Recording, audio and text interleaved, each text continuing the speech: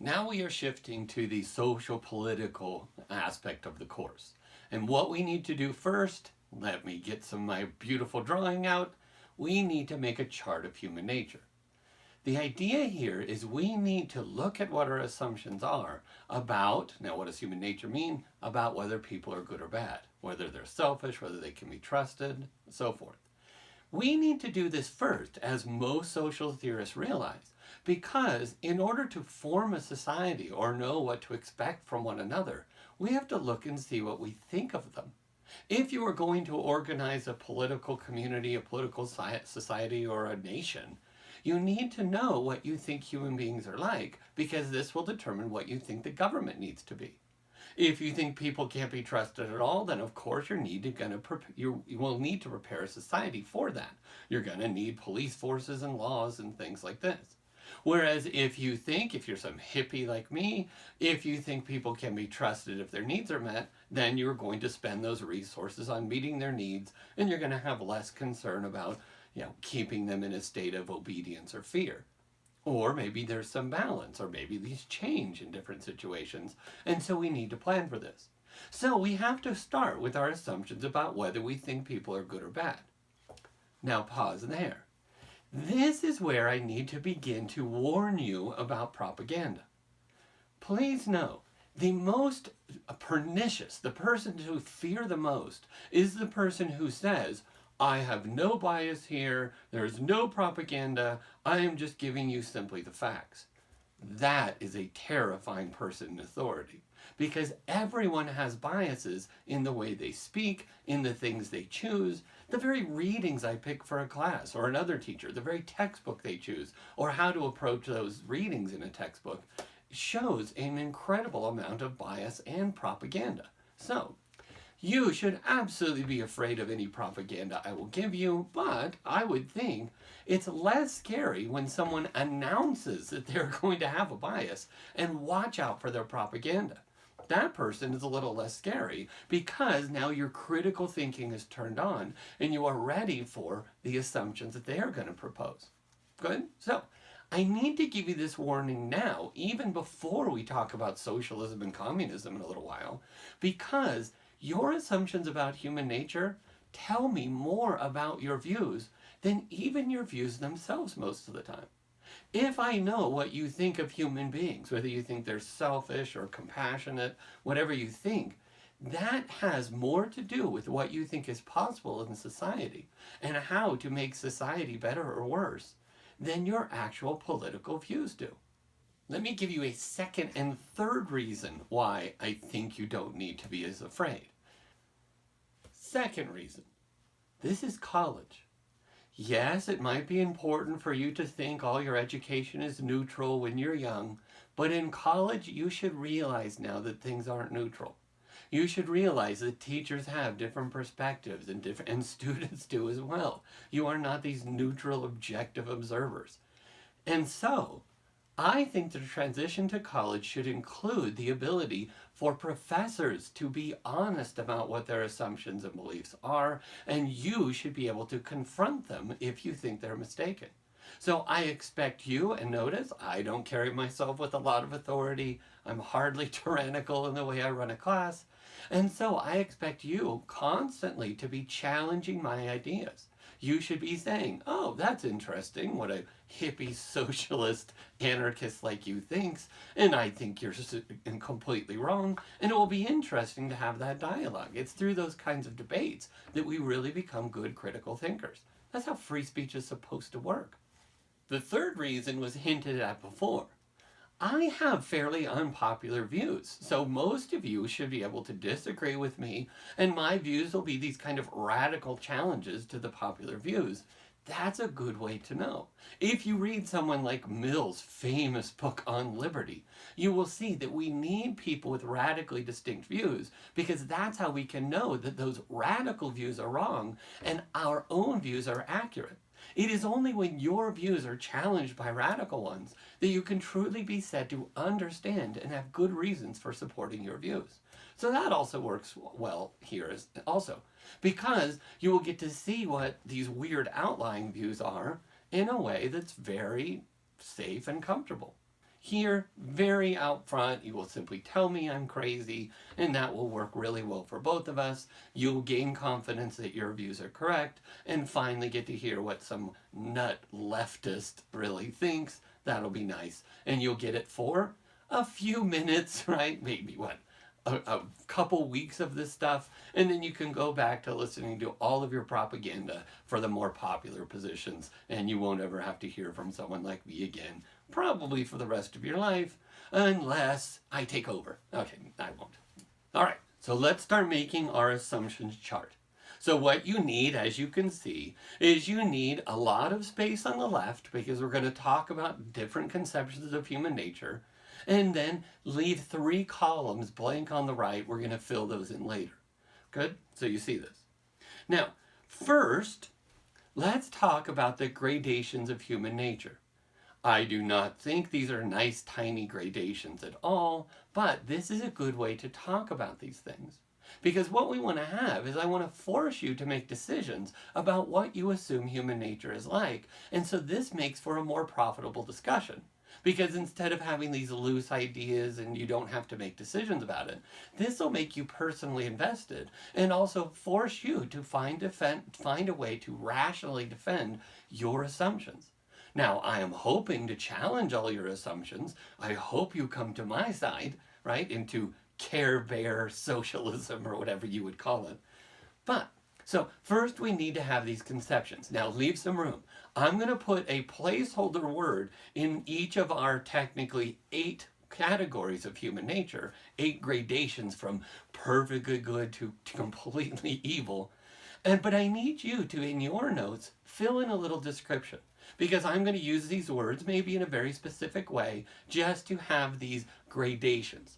The words themselves aren't important. I just need to have these discrete gradations going all the way from good to bad.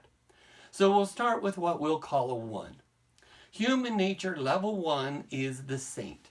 Now, by saint, what I would say, if you need a definition, this is someone whose whole vocation, their whole being, their whole life and intention is about caring for others, preventing suffering, and they get great joy by seeing others cared for and seeing others happy and satisfied.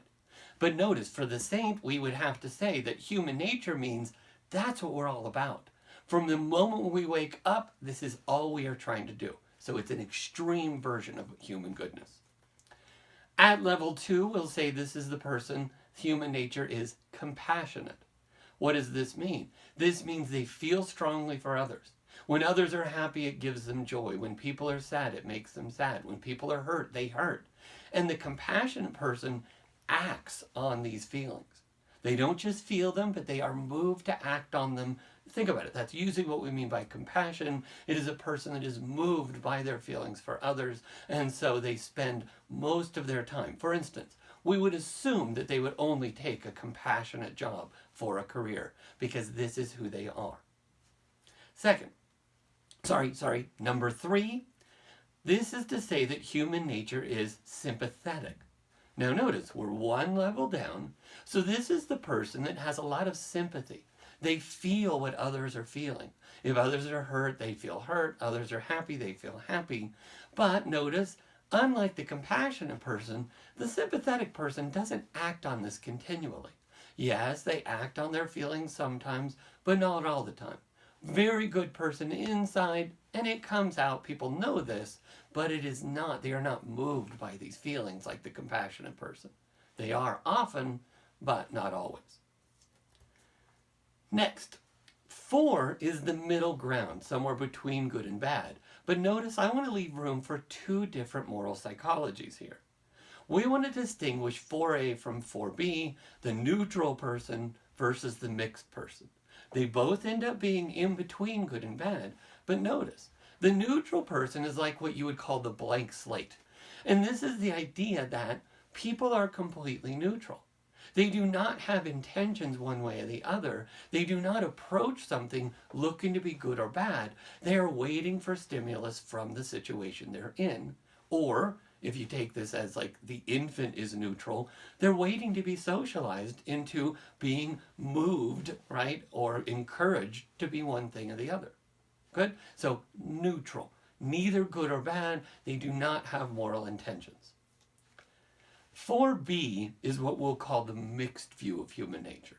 Notice, it ends up being in the middle, but a mixed nature means there is a balance or even a conflict here between the good nature and the bad nature. Think of this one as the angel on one shoulder and the devil on the other, and they're saying, you should do bad, you should do good. Now notice, to be a mixed 4b would mean that this conflict balances out. If you think the angel usually wins this debate, then you're probably thinking of sympathetic natures or even compassionate. If you think the devil always wins, then we'll move down. You're getting to apathy or selfishness or something like this.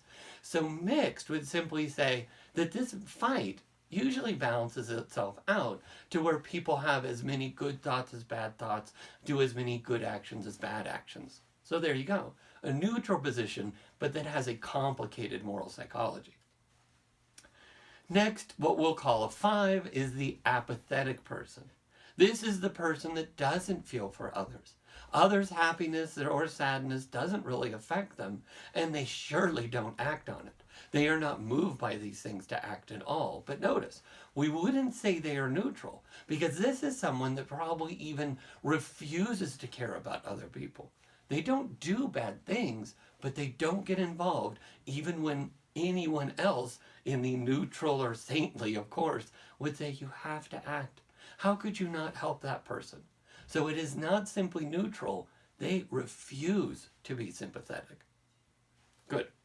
Next, step down, is the selfish person.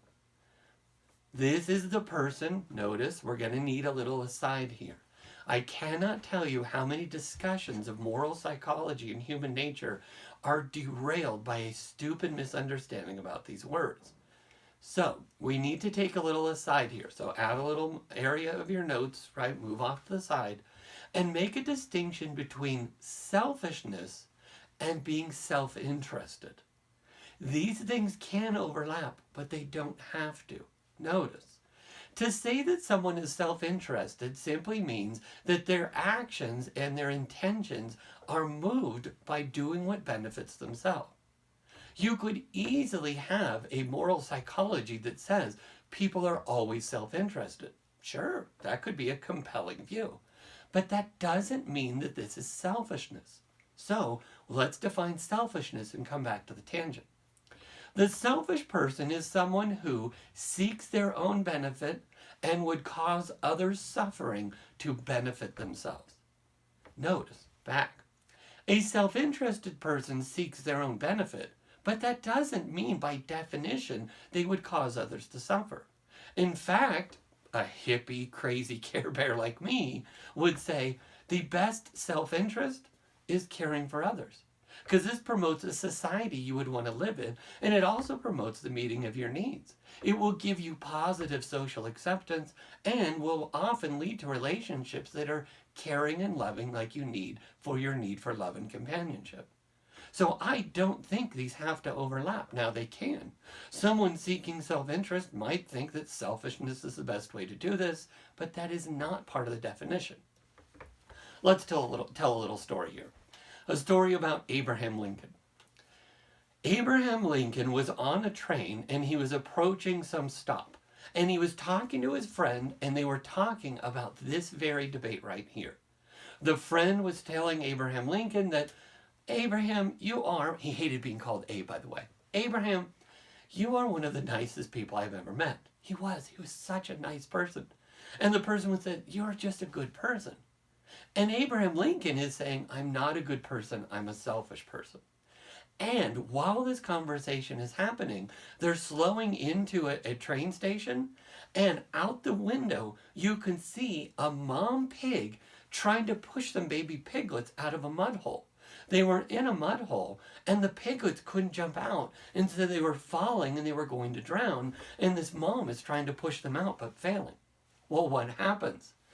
Abraham yells for the train to stop. He gets out of the train in his nice clothes, jumps into the mud hole, and lifts all these little piglets out. He gets back onto the train, muddy, and his friend said, you see, right there, that proves Do you know how few people would have done that in your situation? And Abraham Lincoln stuck to his guns and says, no, that just shows how selfish I am. I could not live with myself if I knew I didn't help those little piglets and save that little family. Now, do you see? We would say, no, that's self-interest, and that is compassion. That is not selfishness. Selfishness has negative connotations that separate it from being self-interest. Yes, you could say it's a brand of self-interest, but self-interest can run the whole gambit. You could say compassion is self-interest. So we will reserve the word selfish to have its usual negative connotations. You will cause others to suffer to seek what you see as your benefit. Selfishness. Lastly, number 7, this is where we think human nature is sadistic. What is this? The opposite of the saint. This is the extreme view that says human nature's only intent, its whole vocation, is to cause others suffering, and it gets joy from it. So the sadistic person spends their whole day trying to produce suffering in others and refusing to take any joy in their joys. So now we're ready to lay down our assumptions. So we want to create a couple different categories. So we will create 3 categories. Notice I told you to make 3 columns on the right. We will talk about the innate self, the social self, and then I'll add a mystery category in just a second. Try to guess what that is.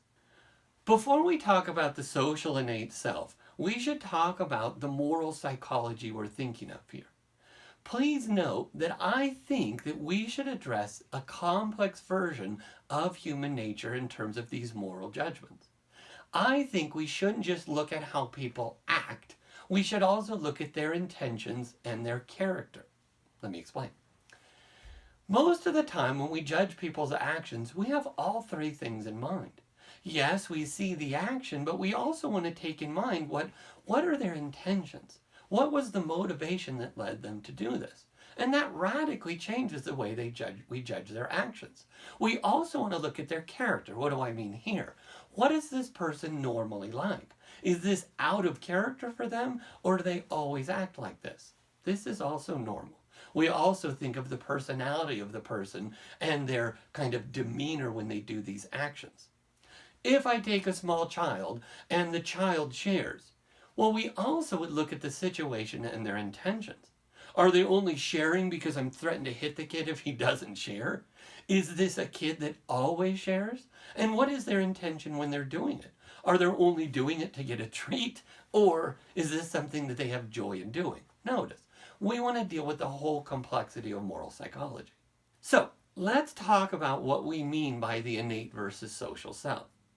The innate self is the hardest one to identify, because what we are looking for here, and please make notes, right, so that you know we're thinking of the same thing. Other words for the innate self could be the instinct, right? This could be the reflexive self.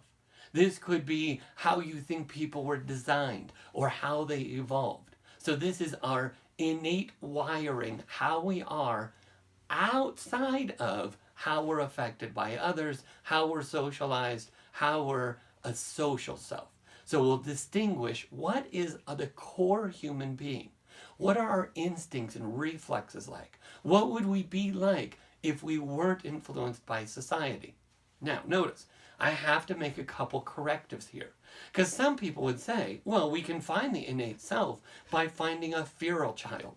Let's take a kid who was never supported by anyone. They lived out in the wild and fended for themselves.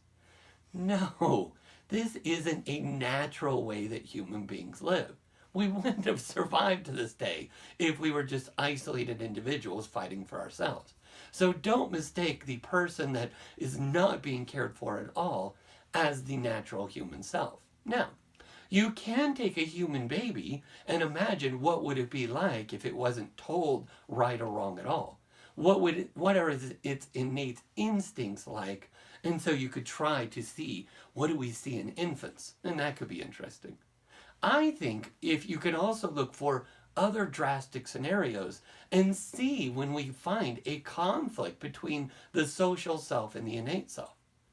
I think in issues like war, I think we see these kinds of tensions, so I look at evidence like that. But again, very hard to isolate the innate self. So you kind of have to get very introspective and think, what is my inner self like versus how I actually act and behave in society, and look for that kind of strain or conflict to see something in me is reacting to normal social behavior. So it's hard to identify. The social self, by contrast, should be very easy to identify. This is just the average human being as we find them today. So what are the people like as you find them around you today? What are you like when you're acting very normal? Notice you can also be very specific if you want.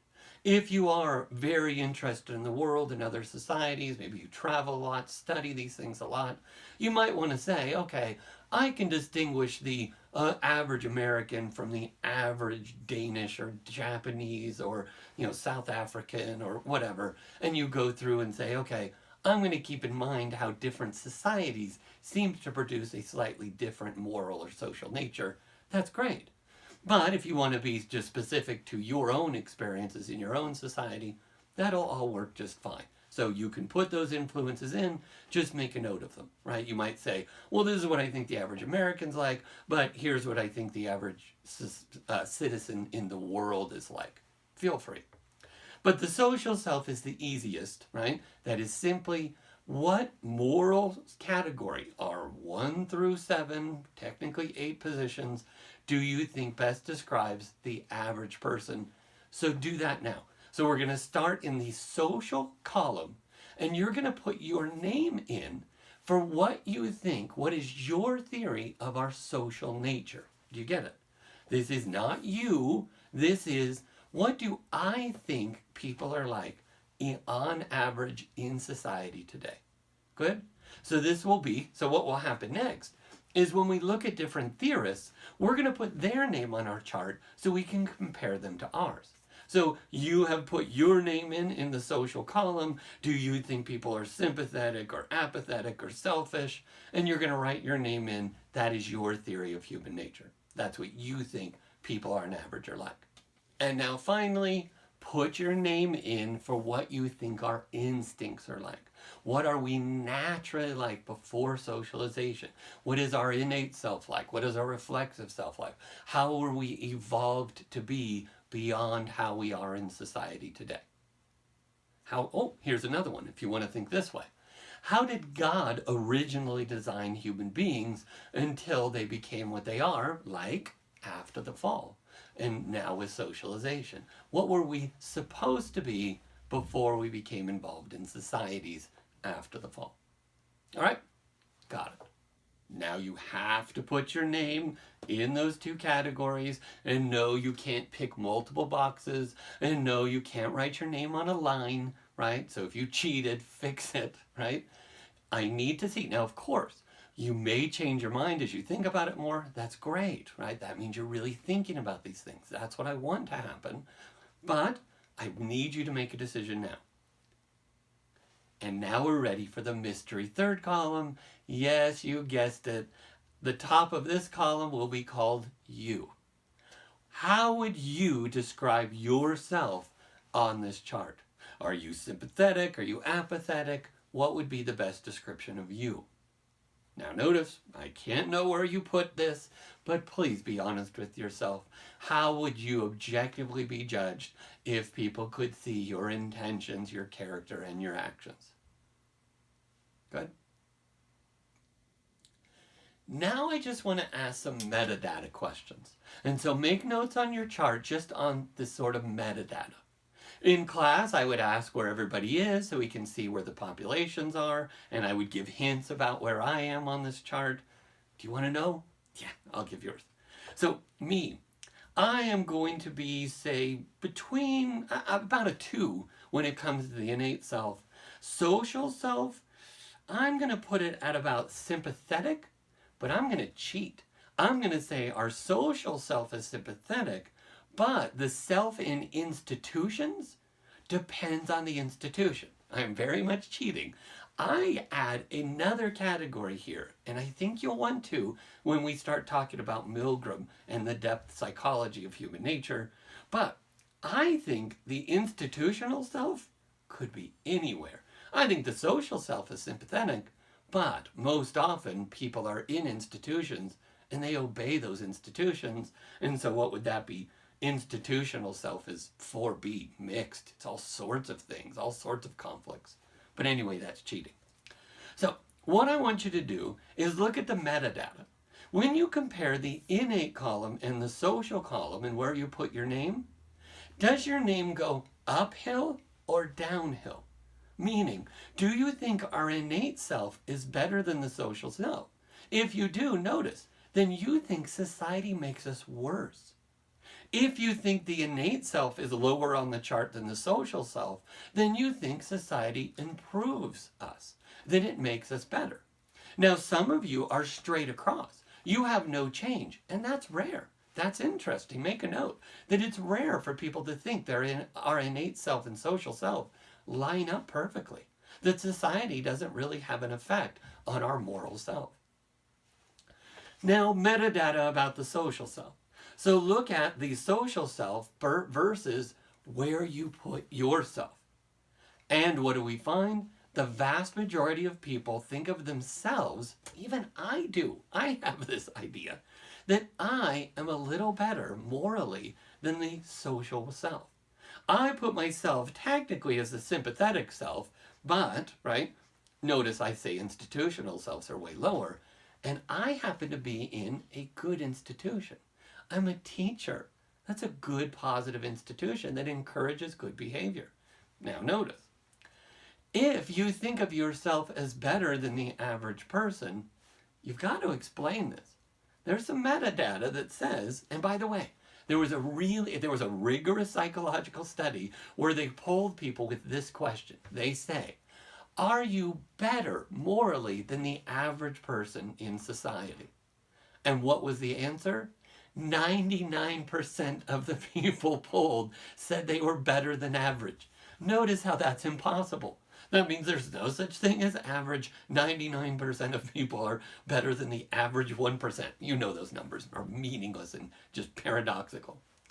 Now, what I do for why I give two excuses for why I think of myself as slightly better than average.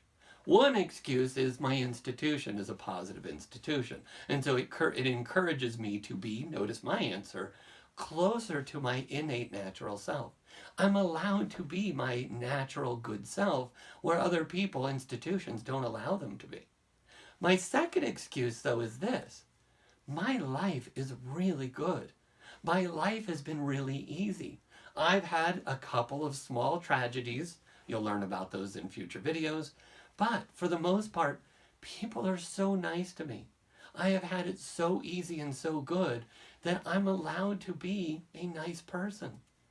Maybe some of my predispositions, some of my genetics predispose me to being fairly sympathetic. Now I am shy and scared and nervous, but people are nice to me and I've had a really easy life. That's why I get to be a good person.